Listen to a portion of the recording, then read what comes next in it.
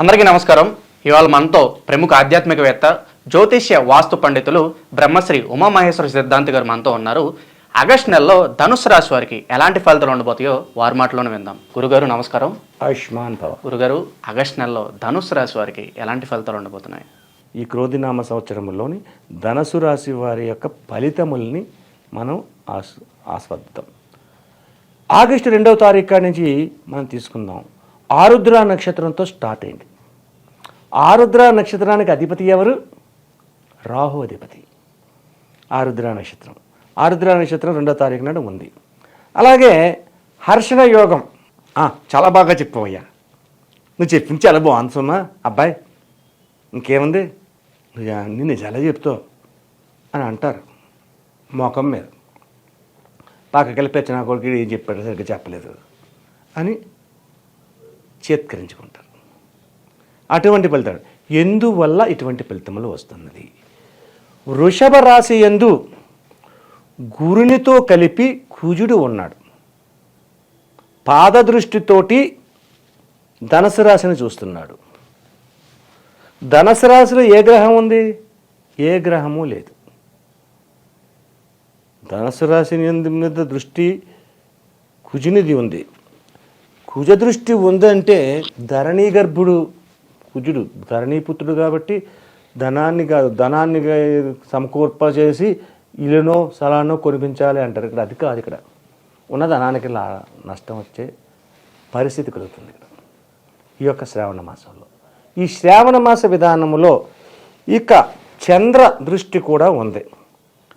ఇప్పుడు 2వ తారీఖు నాడు శ్రావణ మాసం బహుళ చతుర్దశి. శ్రావణ మాసం రాలేదు ఇంకా 2వ తారీఖు నాడుకి. బహుళ చతుర్దశి అంటే అమావాస్య. అమావాస్య వెళ్ళిన తర్వాత శ్రావణ మాసం. ఇంతవరకు కూడా కొద్ది ఇబ్బందికరమైన స్థితులు ఈ 2 రోజులు పొందడం జరుగుతుంది. పౌర్ణమి వచ్చిన తర్వాత కొద్దిగా ఉపయోగకరమైన పరిస్థితి ఉందా అంటే, అమావాస్య వెళ్ళిన మరుసటి రోజు నాడు చంద్రబింబం ఎంతవరకు ఉంది? లేదు. అంటే చంద్రదృష్టి కలిగి ఉన్నా కూడా ఉపయోగకరమైనది. అంటే ఒక వారం దినములు 2వ తారీఖు నుంచి 3వ తారీఖు, 4వ తారీఖు నుంచి వారం దినములు అంటే 11వ తారీఖు అంతవరకు కొంచెం ఇబ్బందికరమైన స్థితి ఈ యొక్క ధనుసు రాశి వారు పొందుతున్నారు. 11వ తారీఖు నుంచి ఏమవుతుంది అంటే చంద్రుడు వృద్ధి అయ్యాడు, మధ్యమ తత్వంగా వచ్చాడు, మధ్యమ చంద్రుడు అయ్యాడు. మధ్యమ చంద్రుడు అయిన తర్వాత ఉపయోగకరమైన ఏర్పాట్లు, అనుకోని విధంగా అనుకోని స్నేహితులు కలవడము, కొత్తగా స్నేహాలు జరగడము, ఆ స్నేహాల వలన అనేక రకమైనటువంటి ఆలోచనలు కలగడము, ఆయా ఆలోచనల వలన వ్యాపారానికి సంబంధించిందా, ఉద్యోగానికి సంబంధించిందా అనే పరిస్థితి తెచ్చుకోవడము, ఆ తెచ్చుకున్న దాంతో ఆచరణలో పెట్టడము, ఆచరించిన దాన్ని పదిలంగా అనుకున్న విధంగా జరగడం. ఎప్పుడైతే పదిలంగా అనుకున్నది జరిగిందో మంచి జరుగుతుంది కదా, నష్టం జరగదు కదా, ఎంతో కొంత మిగులుతుంది. 1,00,000 రూపాయలు రాలేదండి, పోనీ 10,000 వచ్చినాయి, అది రాకపోతే ఏమీ లేదు. అటువంటి స్థితిగతుల్లో ఈ యొక్క రాశివారు ఉన్నారు. అయితే గతంలో ఈ రాశివారి గురించి, ధనుసు రాశి వారి గురించి ఎక్కడా కూడా నష్టదాయకమైన స్థితి కలగలేదు, ఎక్కడా కలగలేదు. జాన్యువారి నెల కాడి నుంచి అంతకు ముందు నుంచి యోగదాయకమైన స్థితిగతులే పొందుతూ వచ్చారు, ఎక్కడా నష్టం జరగలేదు. అయితే ఇప్పుడు శ్రావణ మాసంలోకి వచ్చేసరికి కొద్దిగా ఇబ్బందికరమైన స్థితిని పొందుతున్నారు. అయితే ఇది ఎంతకాలం పొందారు? ఒక్క వారం రోజులు మాత్రమే పొందారు. వారం తర్వాత శుభదాయకమైన ఫలితంలో అనుకున్నది అనుకున్నట్టుగా సాధించగలుగుతున్నారు. ఏదైనా సరే 10 రూపాయలు వస్తాయన్న చోట 10 రూపాయలు కాకుండా 20 రూపాయలు వస్తున్నాయి అనే విధంగా ఉంటుంది. మిత్రబృందం పెరుగుతుంది. మిత్రులతో, సహోద్యోగులతోటి కలిసి వ్యాపారాలు చేయడానికి అవకాశం ఉన్నది, ఉద్యోగాలు చేయడానికి అవకాశం ఉంది. అన్ని రకములుగా శుభదాయకమైన ఫలితములు ఉన్నాయి. ఎందుకంటే అష్టమ కుజుడు వల్ల కొద్దిగా ఇబ్బందికరమైన స్థితి ఎప్పుడు దాకా ఉంది? 11వ తారీఖు వరకు ఉంది. 11 దాటిన తర్వాత అష్టమ కుజుడు కూడా నష్టదాయకమైన స్థితిని తీసుకురాడు, సుఖదాయకమైన ఫలితాలకు మారిపోతాయి.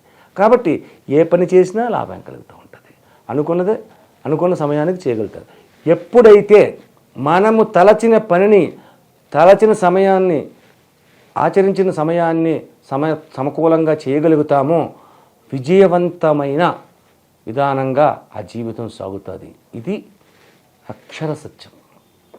కాబట్టి ఈ ధనుసు రాశి వారికి ప్రతి విషయంలో కూడా అనుకూలవంతమైన స్థితిగతులు కలుగుతాయి.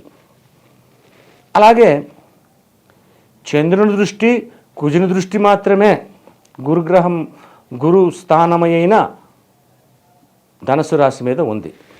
ఏ విధమైనటువంటి చెడు గ్రహ దృష్టిలు కూడా లేవు. మంచిదే కదా, మంచి జరగాలి కదా, చెడు జరగడానికి అవకాశమే ఉంది. ఎందుకు జరుగుతుంది?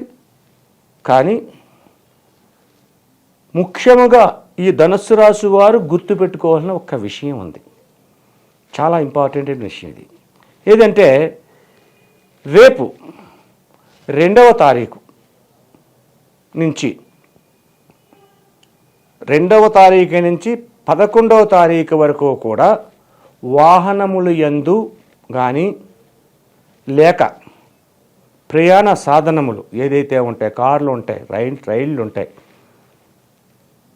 అలాగే స్కూటర్స్, బైక్లు, ఆఖరికి జట్కా బండి కూడా, అంటే జటకాలు ఇప్పుడు లేవు కదా అన్నద్దు, ఉంటాయి.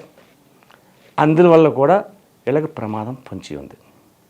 కాబట్టి తస్మాత్ జాగ్రత్త, చాలా జాగ్రత్తగా. మనం బైక్ మీద మనం వెళ్తున్నాం, మనం జాగ్రత్తగానే వెళ్తున్నాం, 40 కిలోమీటర్ స్పీడే ఉంది, లేకపోతే ఆగి ఉన్నాం, ఆ తోడు తాగి చూసి గుద్దేస్తాడు, అది ప్రమాదం జరుగుతుంది. అటువంటి విధానాలు జరగడానికి అవకాశం ఎక్కువగా ఉంది.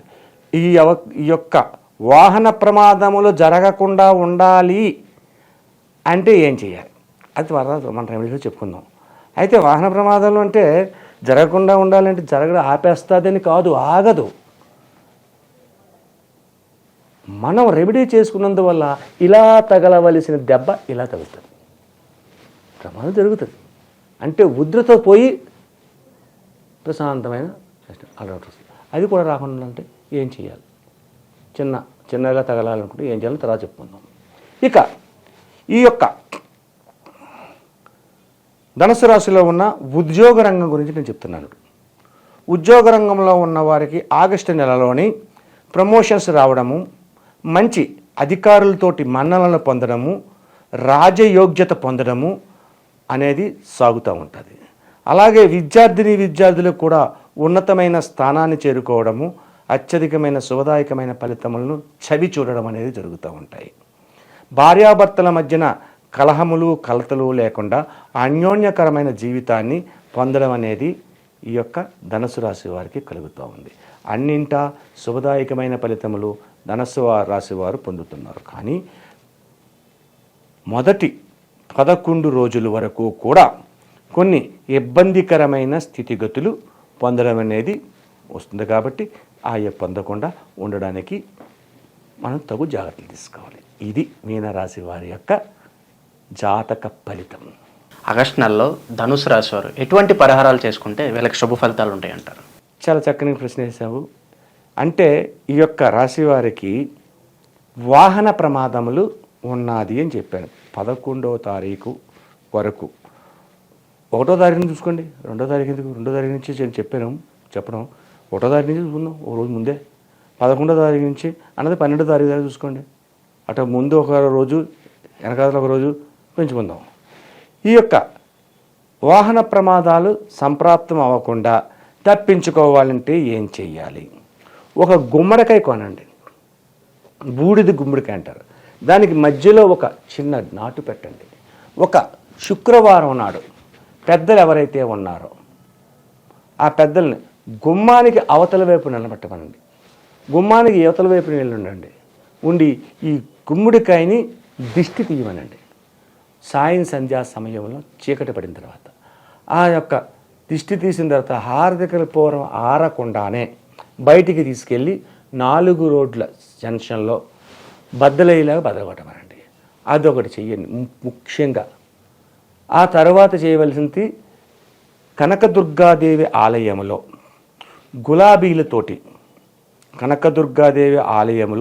గులాబీలతోటి ఒక ఆరావళి అనే కుంకుమతోటి గులాబీలు కొబ్బరికాయ పట్టుకెళ్ళి అక్కడ అష్టోత్తర కుంకుమ పూజ చేయమనండి. ఉదయకాలాన్నే శుక్రవారం నాడు, శుక్రవారం ఉదయం అష్టోత్తర పూజ అమ్మవారికి, సాయం సంధ్య సమయం గుమ్మడికాయ. ఇది కొడితే ఈ యాక్సిడెంట్ అనే ప్రమాదాల నుంచి తొలగడం అనేది తప్పుతుంది. ఇక మీనరాశి, ఈ యొక్క ధనుసు రాశి వారికి ఉన్న విధానాన్ని ఏ రకంగా తీసుకోవాలంటే, పూజా కార్యక్రమాన్ని తీసుకోవాలంటే ఈశ్వర తత్వాన్నే తీసుకోవాలి, పరమేశ్వర తత్వాన్ని తీసుకోవాలి. పరమేశ్వర తత్వాన్ని తీసుకోవాలంటే ప్రతి సోమవారం, ఎన్ని వారాలు, 4-5 వారాలు వస్తాయి.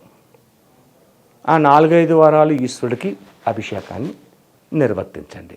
ఆ అభిషేకాన్ని నిర్వర్తించుకుంటే ఆ రోజునాడు, ఈశ్వరాభిషేకం చేసిన రోజునాడు ఈ యొక్క రాశివారు సాయం సంధ్యా సమయంలోని ఆలయంలోని దీపాన్ని నమస్కరించండి. ఆలయంలో దీపాన్ని పెట్టి దీపాన్ని నమస్కరించండి. ఎప్పుడైతే ఈ రకంగా చేస్తారో ఈ ధనుసు రాశి వారికి ఉన్నత శిఖరాలకు చేరడానికి, ఉన్నతమైన గౌరవ మర్యాదలు పొందడం అనేది జరుగుతుంది. సర్వే జన సుఖినో భవంతు. వీడియో నచ్చితే లైక్ చేయండి. ఆగస్టు నెలలో ధనుసు రాశి వారికి ఎలాంటి ఫలితాలు ఉంటాయి, అలాగే వారు చేసుకోవాల్సిన పరిహారాల గురించి వివరించినందుకు ధన్యవాదాలు గురుగారు. ఆయుష్మాన్ భవ.